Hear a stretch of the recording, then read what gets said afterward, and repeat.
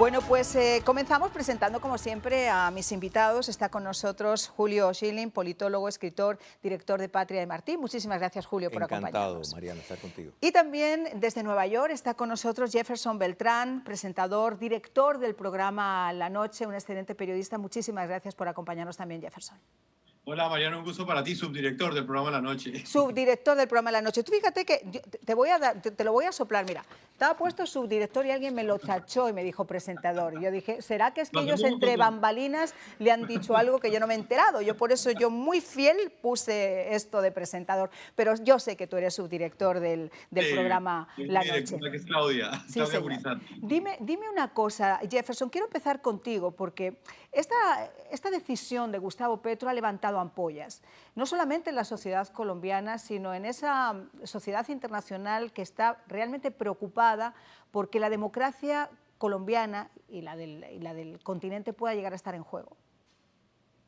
Pues la verdad, Marian, acá lo más preocupante es el componente internacional que tendrían estos nuevos diálogos de paz que abre el gobierno del presidente Gustavo Petro con el grupo criminal ELN. Ya sabemos el show internacional que usualmente se monta cuando se hacen este tipo de conversaciones. Lo vivimos en el pasado con las FARC, que no solamente le otorgan un reconocimiento político a un grupo criminal, sino al mismo tiempo terminan legitimándose todas estas dictaduras, por ejemplo, el papel de países como Venezuela y como Cuba, que son la nueva punta de lanza de las relaciones diplomáticas colombianas.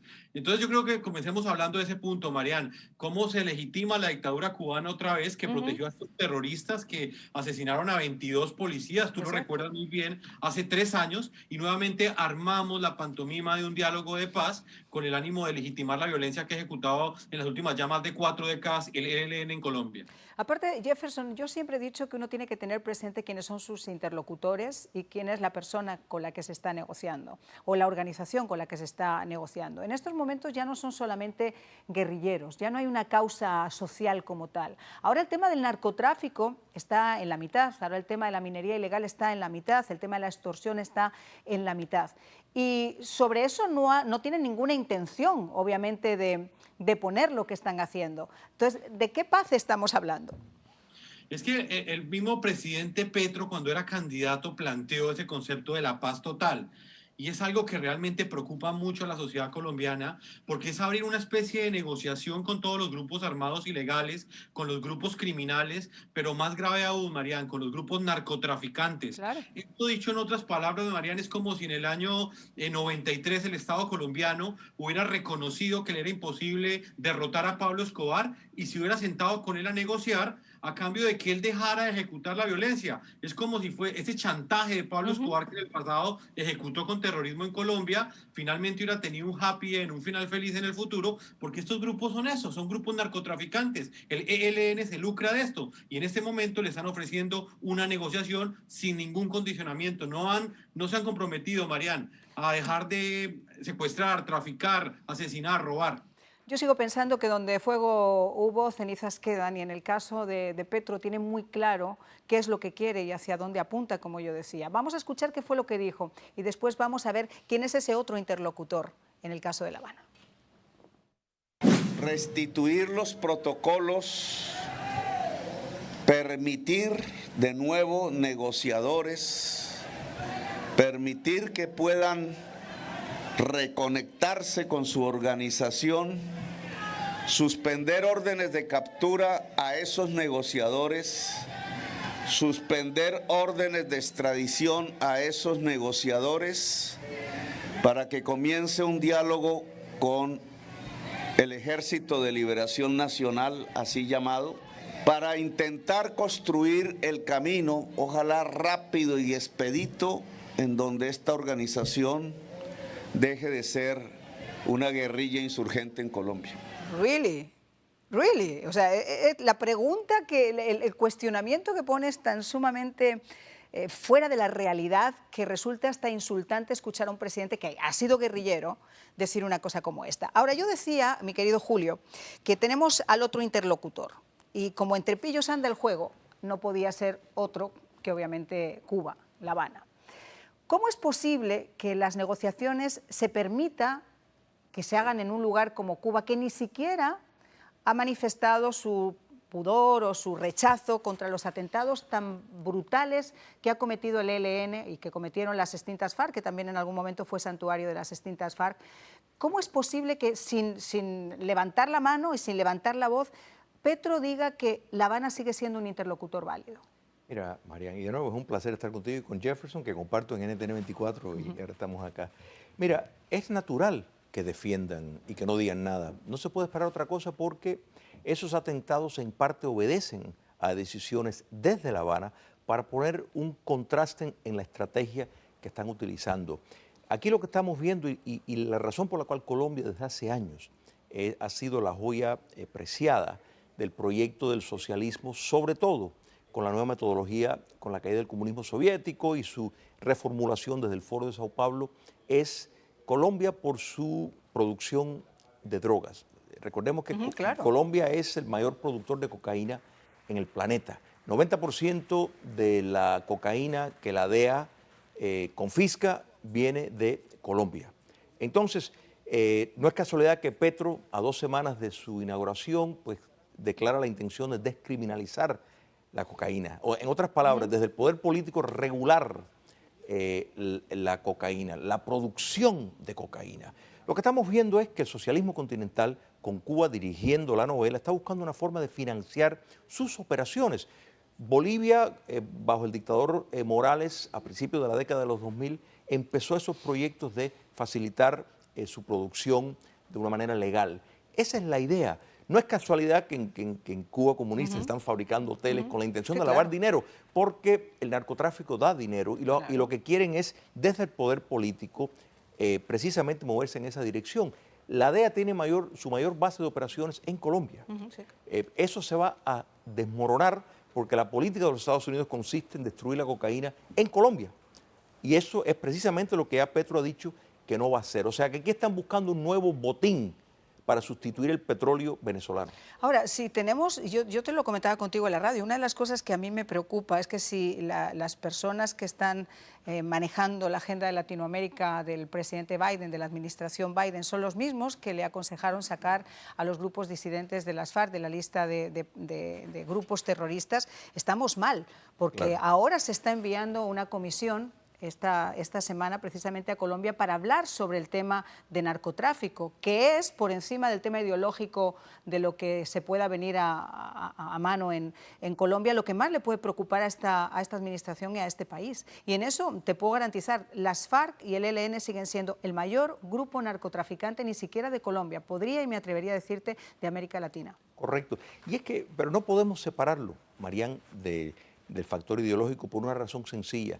Es el modo de ganarse la vida. No es casualidad, por ejemplo, que en México López Obrador básicamente le está dando rienda suelta a los carteles de México. No es casualidad que Venezuela, una colonia práctica del castrocomunismo, es quien el rostro público y de esta relación. del ELN y de las FARC. Exacto. Entonces aquí estamos viendo cómo el narcotráfico se está viendo como una fuente de ingresos ya regulada desde el poder político, desde Bogotá. Ese es el proyecto.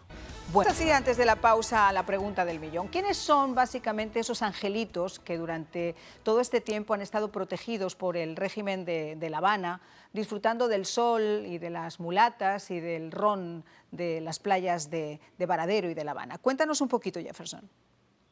Pues Mariana, estos cabecillas del grupo criminal ELN son responsables de un sinnúmero de delitos. Estamos hablando de secuestros, asesinatos, masacres, pero quizás el que más está cerca en la mente, más latente en la mente de los colombianos y de muchos televidentes a esta hora, fue ese atentado criminal que cometieron hace ya 3 años y medio, en el que sin ningún tipo de pudor y de manera cobarde instalaron un carro, entraron con un carro de explosivos a una academia militar en la ciudad de Bogotá, en la capital de Colombia. Asesinaron a 22 jóvenes, Marian, 22 jovencitos de 20, 22 años que estaban formándose.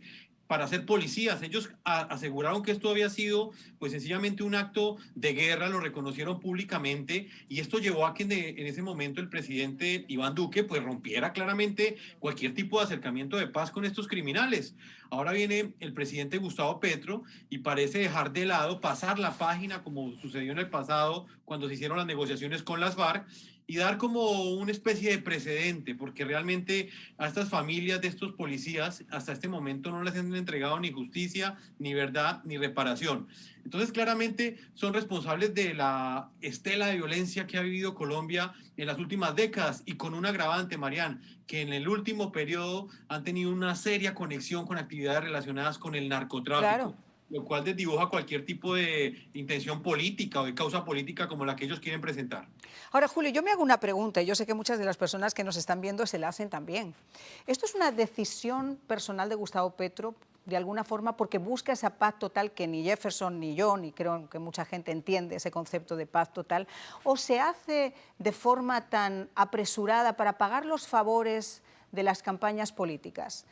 Esto es parte de un intento coordinado que Fidel Castro se comunicó con Petro a principios de la década de los 90 y le dijo abandona la lucha armada, el modelo ha cambiado, él siguió las instrucciones. En el año 1993 Fidel Castro en un viaje a Colombia pues dijo que había que tomar el camino de la paz y hay que entender cuando un comunista te habla de un camino de la paz.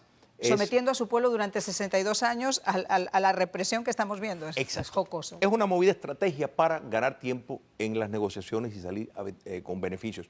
Entonces Petro inmediatamente se postuló para alcalde de la ciudad de Bogotá y ha seguido estas instrucciones en la vida civil. O sea que todo esto obedece una programación clara. Yo te hacía esta pregunta, quizá no la he expresado muy bien, porque en la campaña política Gustavo Petro, yo me imagino que en algún momento alguien investigará quizá cómo es posible que siendo una campaña de izquierdas haya sido la más cara prácticamente de la historia de Colombia, ni siquiera en la época de los grandes carteles de Cali, del cartel de Medellín.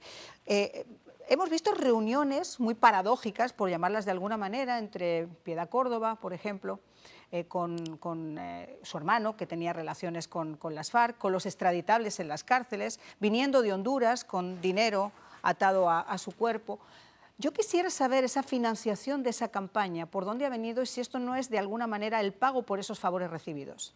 Esto es parte de un mecanismo, recuerda que estos regímenes operan como un crimen organizado llegado al poder, son una transnacional que tienen la noción del socialismo.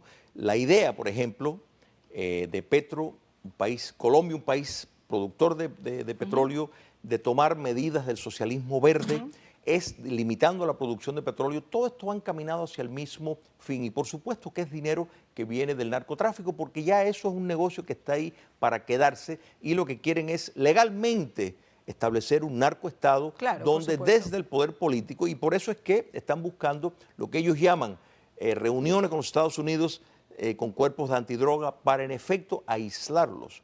Conversaciones que yo he tenido con personas que trabajan para la DEA, pues ven esa intención como clara que ellos van a estar, o sea, la lucha contra la droga, que consistía contra la cocaína específicamente de impedirla desde Colombia, ya eso tiene sus días contados. Yo sé que sí, pero además hay una cosa que es todavía más peligrosa y más jocosa, y es la decisión Jefferson de nombrar como director de uno de los departamentos más importantes del país por la información que se maneja, que es el Departamento de Inteligencia, a un exguerrillero.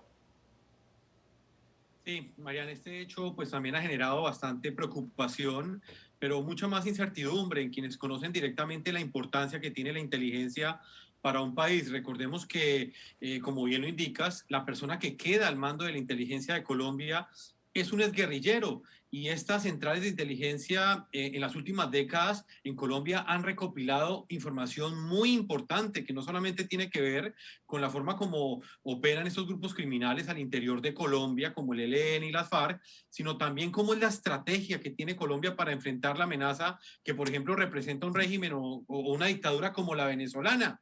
En este momento es como muchos aseguran que esos secretos se encuentran en juego, teniendo en cuenta la gran cercanía Claro, innegable cercanía que hay entre Gustavo Petro. Petro, como presidente, y Nicolás Maduro. Entonces, quizás esa es la parte que más preocupa en Colombia, independientemente si Petro se queda 4 o más años en el poder, estos secretos ya están en manos de personas que pertenecieron en el pasado a un grupo ilegal y que en este momento tienen una cercanía muy grande con ejes de la dictadura como la cubana, la venezolana y, por qué no decirlo, la nicaragüense. Efectivamente, es que ese es el triángulo del mal, por eso yo digo lo del club este de los tres chiflados, donde ahora vamos a incluir también a este cuarto, porque además, para rizar el rizo, esta persona que ha sido nombrado director de inteligencia, y yo lo decía, hubo solamente 2 candidatos al cargo, y él venció y ganó al segundo, que era otro exguerrillero del M-19. Entonces, la pregunta que uno se hace, o sea, ¿la cantera de ministros y de asesores van a ser todos guerrilleros o excriminales? Acá hay un punto simbólico. Qué pena, Julio. Sí, sí, Jeff.